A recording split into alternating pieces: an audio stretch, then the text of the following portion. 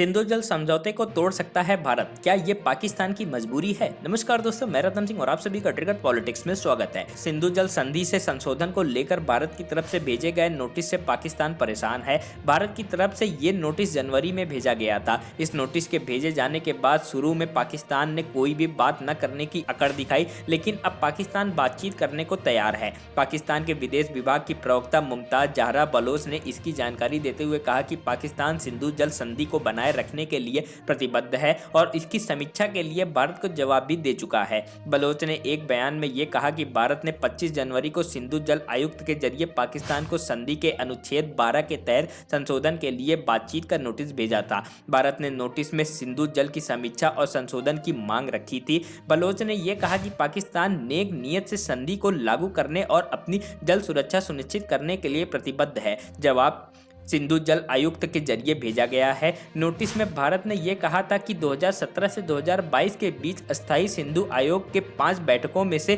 किसी में भी अपनी मौजूदगी दर्ज नहीं करवाई। पाक लगातार इस मुद्दे पर चर्चा करने से इनकार करता रहा है। अब जबरन भारत को नोटिस जारी करना पड़ा है। इस नोटिस का मकसद 90 दिनों के अंदर पाकिस्तान को अंतर सरकारी बातचीत करने का मौका देना है। भारत ने जम्मू कश्मीर में किशनगंगा और रातेल जल विद्युत परियोजनाओं पर विवादों को हल करने में पाकिस्तान की हठधर्मिता का हवाला दिया था। भारत ने पाकिस्तान को जवाब देने के लिए 90 दिनों का वक्त दिया था। अगर पाकिस्तान जवाब नहीं देता है तो भारत इस मामले में कार्रवाई कर सकता है। पाकिस्तान को इस बात का भी डर था कि भारत संधि को तोड़कर पाकिस्तान को जल देने से इनकार न कर दे।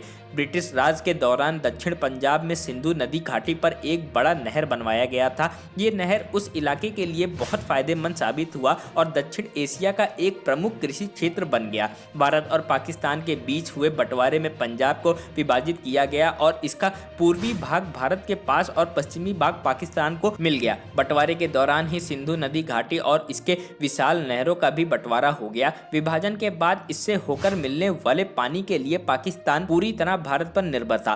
पानी के बहाव को बनाए रखने के उद्देश्य से पूर्व और पश्चिम पंजाब के चीफ इंजीनियरों के बीच 20 दिसंबर 1947 को एक समझौता हुआ। इस समझौते के तहत भारत को बंटवारे से पहले तय किया गया पानी का निश्चित हिस्सा 31 मार्च 1948 तक पाकिस्तान को देते रहना तय हुआ। 1 अप्रैल 1948 को समझौते के खत्म हो जाने के बाद भारत ने 2 प्रमुख नहरों का पानी रोक दिया। इससे पाकिस्तान के पंजाब की 17 लाख एकड़ जमीन पर पानी की बड़ी मुसीबत आ खड़ी हुई। 1951 में तत्कालीन प्रधानमंत्री जवाहरलाल नेहरू ने टेनिस वैली अथॉरिटी के पूर्व प्रमुख डेविड लिलियंथल को भारत बुलाया। लिलियंथल पाकिस्तान भी गए और अमेरिका लौटकर सिंधु नदी घाटी के बंटवारे पर एक लेख लिखा। ये लेख विश्व बैंक प्रमुख और लिलियंथल के दोस्त डेविड ब्लैक ने भी पढ़ा और ब्लैक ने भारत और पाकिस्तान के प्रमुखों से इस बारे में संपर्क किया। इसके बाद दोनों देशों के बीच मुद्दे पर बातचीत का सिलसिला शुरू हुआ। करीब 1 दशक तक चली इन बैठकों के बाद 19 सितंबर 1960 को कराची में सिंधु नदी घाटी समझौते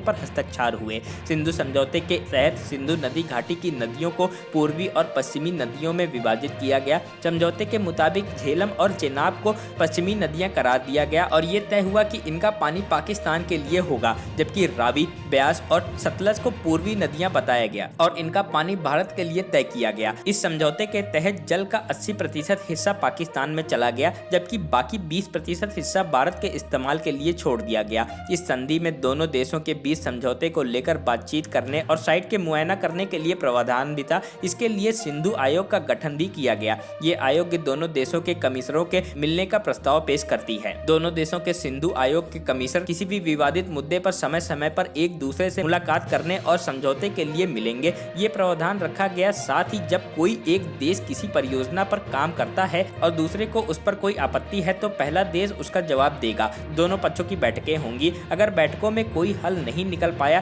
तो दोनों देशों की सरकारों को इसे सुलझाना होगा। किसी भी विवादित मुद्दे पर तटस्थ विशेषज्ञ की मदद लेना या कोर्ट ऑफ आर्बिट्रेशन में जाने का प्रावधान भी रखा गया है। भारत वियना समझौते के लॉ ऑफ ट्रीटीज की धारा 62 का हवाला देते हुए यह कहकर पीछे हट सकता है कि पाकिस्तान चरमपंथी गुटों का उसके खिलाफ इस समझौते का इस्तेमाल कर रहा है। अंतर्राष्ट्रीय न्यायालय का यह कहना है कि अगर मूलभूत स्थितियों में परिवर्तन हो तो किसी संधि को रद्द किया जा सकता है। भारत समय समय पर पानी को नियंत्रित करने पर अपने भौगोलिक अधिकारों का हवाला देता आया है, लेकिन इसके बावजूद अब तक कोई कदम नहीं उठाया गया है। इसकी सबसे बड़ी वजह है भारत की पश्चिम नदियों में हाइड्रोलॉजिकल बुनियादी ढांचे का अभाव। दूसरी तरफ पाकिस्तान भारत के साथ पानी के बंटवारे को कश्मीर के चश्मे से देखता है। वहीं भारत के लिए पाकिस्तान के साथ हुए जल संधि के बारे में कोई भी कड़ा कदम लेने से पहले चीन, बांग्लादेश और नेपाल जैसे सहतटीय देशों के साथ साथ अपने राजनीतिक और राजनयिक हितों की रक्षा का ख्याल भी आड़े आता है। ब्रह्मपुत्र पर चीन हाइड्रो प्लांट पहले से ही परेशानी का सबब है। यही वजह है कि भारत और पाकिस्तान के बीच 63 सालों की दुश्मनी के बावजूद पानी का सौदा अभी भी खत्म नहीं हुआ है।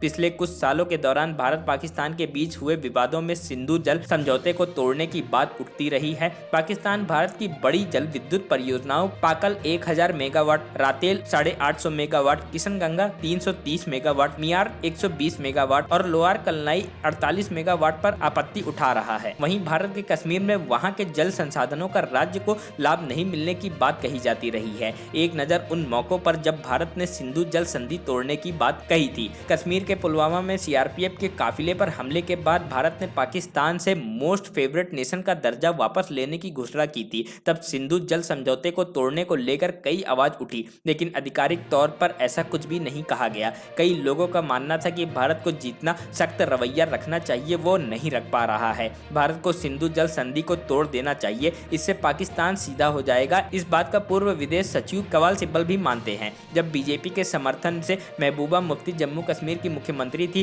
तो उन्होंने कहा था कि सिंधु जल संधि से राज्य को 20,000 करोड़ का नुकसान हो रहा है और केंद्र उसकी भरपाई के लिए कदम उठाए। सिंधु जल संधि को लेकर असली विवाद साल 2015 में शुरू हुआ था। उस दौरान पाकिस्तान ने भारत की तरफ से शुरू होने वाले भारत की किशनगंगा और रातेल जल विद्युत परियोजनाओं पर आपत्ति जताई थी। पाकिस्तान ने तटस्थ विशेषज्ञ की नियुक्ति का अनुरोध किया था। 2016 में पाकिस्तान ने अपना अनुरोध वापस ले लिया। 2017 में वर्ल्ड बैंक ने भी भारत के इस प्रोजेक्ट को शुरू करने की इजाजत दी थी। साल 2018 में भारतीय प्रधानमंत्री ने किशनगंगा और रातेल परियोजना का उद्घाटन किया था। किशनगंगा और रातेल पन बिजली रन ऑफ द रिवर परियोजना एक ऐसी परियोजना जिसमें बिजली के लिए पानी स्टोर नहीं करना पड़ता है, जो किशनगंगा नदी और रातेल किश्तवाड़ जिले में चिनाब नदी पर बनाई जाने वाली परियोजना है। किशनगंगा झेलम नदी की सहायक नदी है। इस परियोजना को लेकर पाकिस्तान का ये तर्क है कि इसे गलत तरीके से डिजाइन किया गया है। पाकिस्तान का ये कहना था कि इसकी डिजाइनिंग से पाकिस्तान में प्रवेश करने वाला पानी नदी के बहाव पर असर पड़ेगा। 2016 में पाकिस्तान ने इन आपत्तियों को एक तरफा तौर पर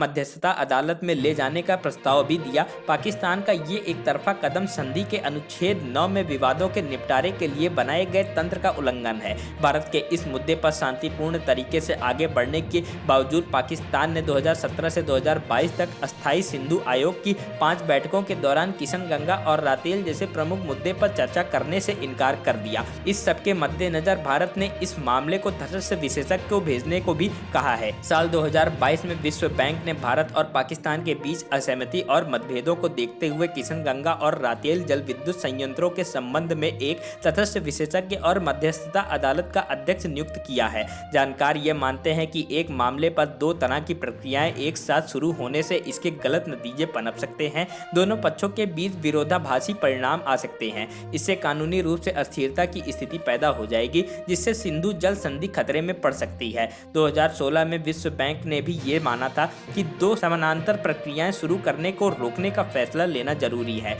साथ ही भारत और पाकिस्तान से इस मामले पर बातचीत करने का भी आग्रह किया गया था। Bureau report, trigger politics.